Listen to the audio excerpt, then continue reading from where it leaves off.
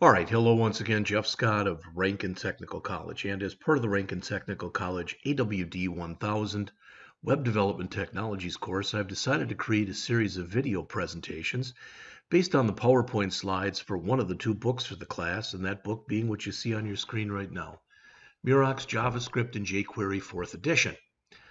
Previously, I'd gone through all 7 chapters in Section 1 and also Chapter 8.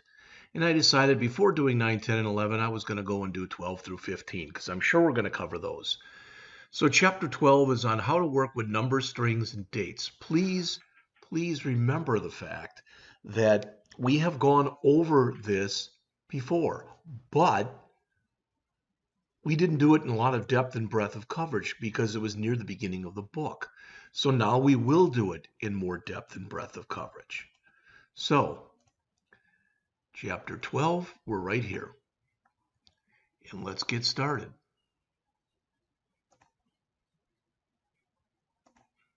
So how to work with numbers, strings, and dates. All right. Here are our applied objectives and the beginning of our knowledge objectives. And you'll see that much of the stuff in here, again, we've already talked about. And the rest of our knowledge objectives.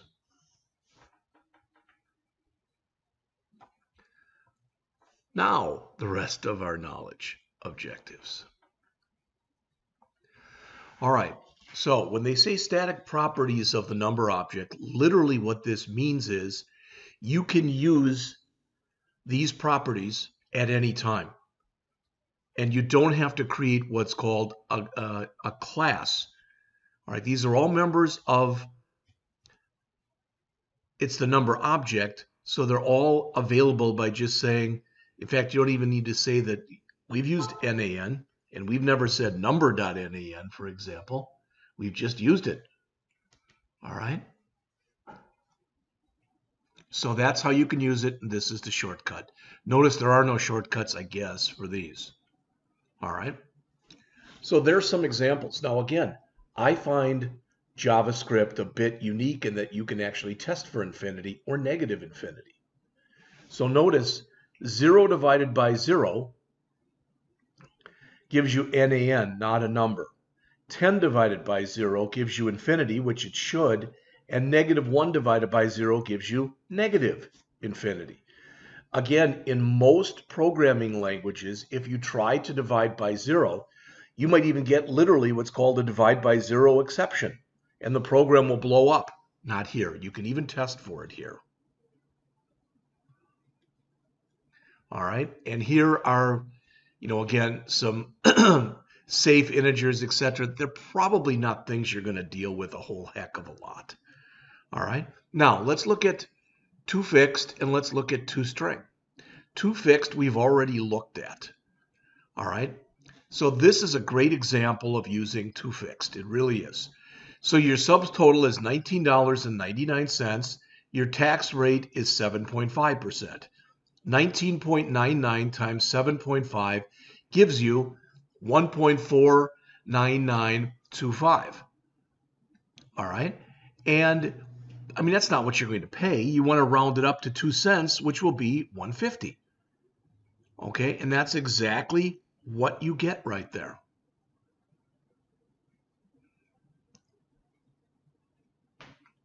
Now with the string, notice what it says here. It says implicit use of the toString method for base 10 conversions. So const h equal parse int prompt. So we're doing a prompt. All right, and we're converting it to an integer. But then when we give the age, even though that's an integer, there is an implicit .toString done on there. And again, you could, if you wanted to, you could say age.toString. That would be totally legit to say that. All right, so these static methods, the only one that we're probably going to care a lot about is the first one, is NaN. All right, I'm not saying you wouldn't have uses for the other ones, but it'll probably be very few and far between. And some examples.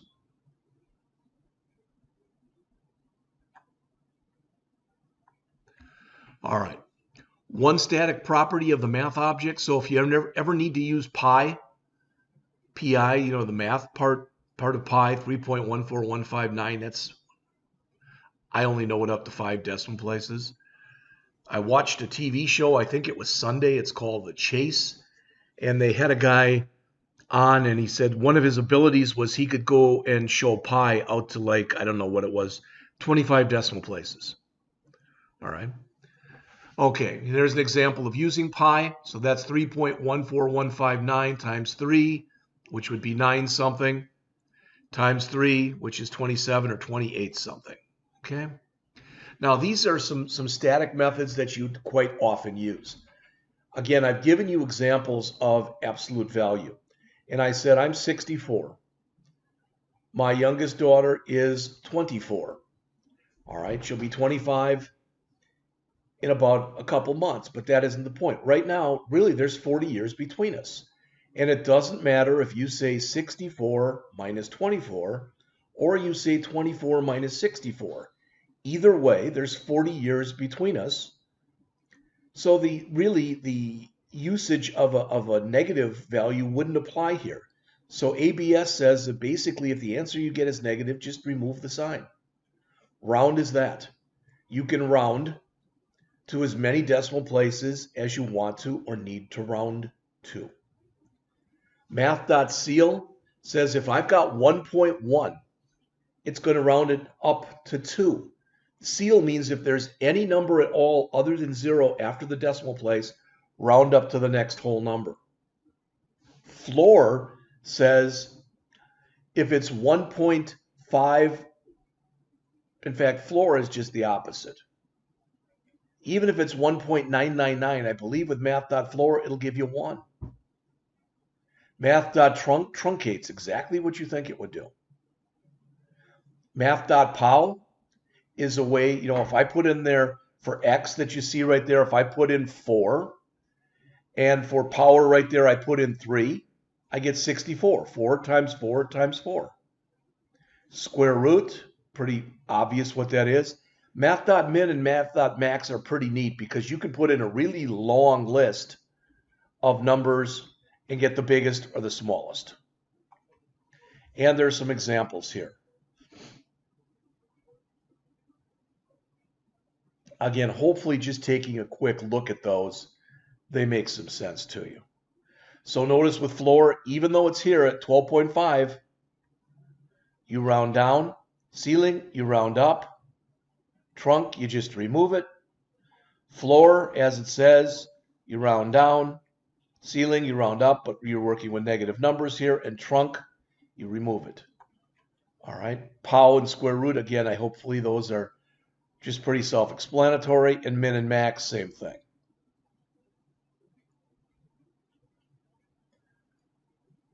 You can also use the exponentiation operator. That's been available for years in some languages, using the double asterisk. So this is 2 cubed, or 8, and it's the same as saying math.pow 2, 3. All right. Random numbers are pretty important. You work with them a lot in different things. So working with random numbers is pretty much, at least, the way you probably think it would be. All right. In other words, if we look right here, by default, when you do a random number, you get a random number that's greater than or equal to 0, but less than 1. So anywhere from 0 to 0.9999999, etc. Now, if you look here, here's how you can get one that'll give you a random number between 1 and 100. So there's different ways that you can use random. So they have this game here that they have you create that's called PEG. So let's look at it. This is the kind of game, when I looked at it, the first thing I thought of was when I was a little kid, my younger brother and I would play the card game War, where each person would have 26 cards to start with. They were all face down. I would pull out a card, my brother would pull out a card. Let's say I had a 7 and he had a 3. I'd win, so I'd get both cards. We'd do it again. He'd have a king, I'd have a jack. He'd win, so he'd get both cards. We do it again. I've got an ace and he's got an ace. Then we'd say war, and we each draw 2 more cards, and whoever had the greatest number got all 6 cards. Well, the reason I'm telling you this is these games quite often went on literally for days. You'd play for a few hours, and we'd stop, and we'd play again the next day, continuing on, etc. And like I said, a lot of these, it's like playing a game of Monopoly that takes a long time. Well, that made me think of this game with Pig, because I could see this taking a long, long, long time. So the first player to 50 wins. Players take turns rolling the die. The turn ends when the player rolls a 1 or chooses to hold. If the player rolls a 1, they lose all points earned during their turn. If they hold, the points earned during that turn are added to their total. So in an ideal world, I would go 8 times and get a 6 every time. All right, and that'd give me 48, and I'd get a 2, and boom, I'd be done, and I'd win. But let's say I've got 35 right here. And now I need 25. So I get a 5, and I get a 5, and I get a 5, and I get a 5. Now I got 55. All right, now I do it again, and I get a 1. Now I lose all 20 of those points, and I'm back to 35 again. Now it says the first player to 50, and I don't know if it's 50 exactly or not. But I could see where you could play this game, and it could take a while. So look at our interface here. You've got 2 players. You can start a new game at any time. You tell whose turn it is. They roll, and in here you're going to get a random number that's between 1 and 6. And every time you're rolling for this turn, it'll be added in here. All right, so the idea is to play this and not get a 1. So they give you the CSS. They give you the HTML, and it's pretty straightforward. But let's take a look at a little bit of the JavaScript that's in here. Okay? So the first thing we have is a constant called winning total, because to win you need 50 points, right? So what does this say? Get random number equal max .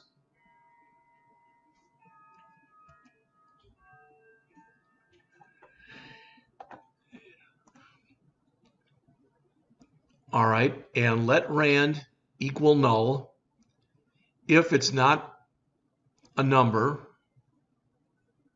If not is not a number, max. All right, math.random. So in other words, we're going through here and we're generating the random number. Okay? And we have to find a way to keep adding to the player's total. Well, here's what's happening when we're changing turns. So imagine when you change turns, what's got to happen. This has got to change from Mary's turn to Joel's turn. All right?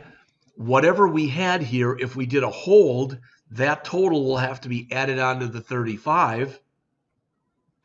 And now when we start to go, whatever total we get, so let's say we get a 5 and then a 4, and then we decide we're just going to, right there, we're going to stop for whatever reason.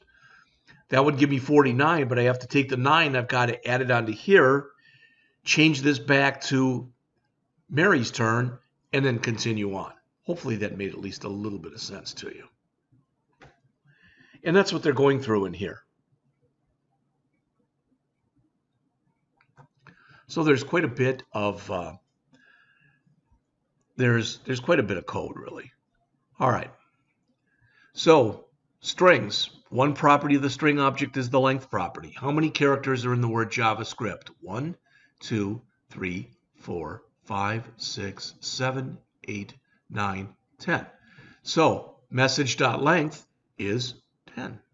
Pretty obvious, huh? Some other ones, and I've used some of these. Char at.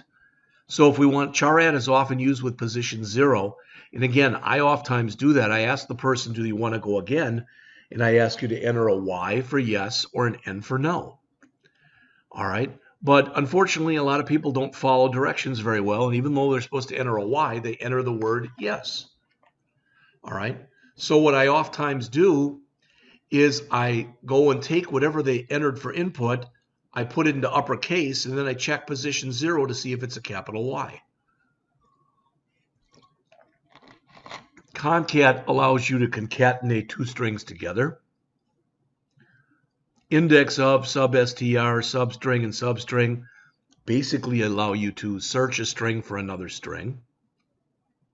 All right. 2 lowercase and 2 uppercase are used, again, pretty self-explanatory, I believe. So notice in here, we ask message.char at 4. Now you might think 1, 2, 3, 4. Why isn't that the A? Even though there's 10 characters, we start counting at 0. 0, 1, 2, 3, 4. That's why we get the S. All right. And there's examples here of the index of. These are actually things that you might use quite a bit. All right. I mean, as an example, let's just say that you were charged with, you wanted to know how many times in the Constitution of the United States of America they said people, the word people in there. All right. Well, you could search through the entire document and use, for example, like not probably index of, you'd probably use the substring. All right. And you probably would go in there and check for that. All right. Maybe that's not a good example, but hopefully at least you understand what I mean. There's to lower, there's to upper. Here's some other ones. If you want to see if something starts with something, ends with something, includes something. And you'll notice with a lot of these, they should return, not all, but a lot of these will return a value. All right. And in fact, we even saw these here. Let's see. See that?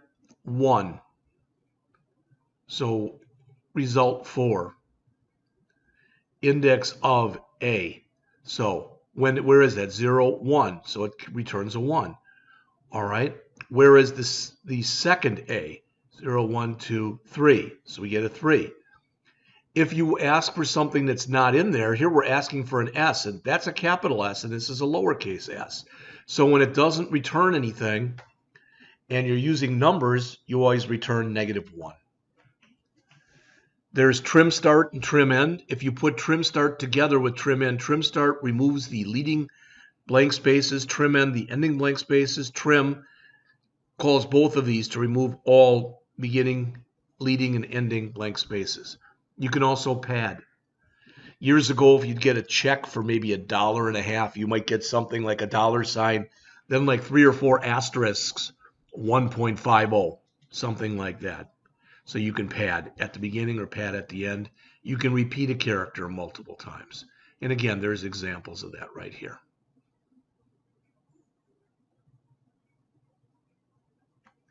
Split is kind of cool. As it says, it's a string method that creates an array. If I said, hi there, how are you? That's a string with 5 words in it.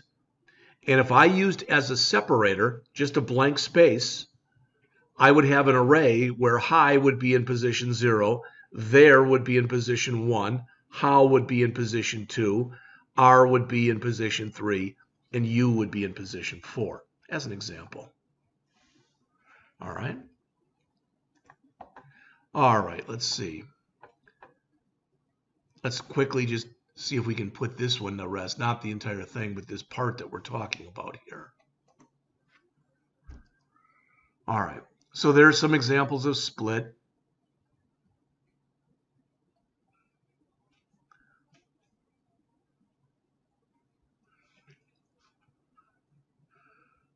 Some more examples of split.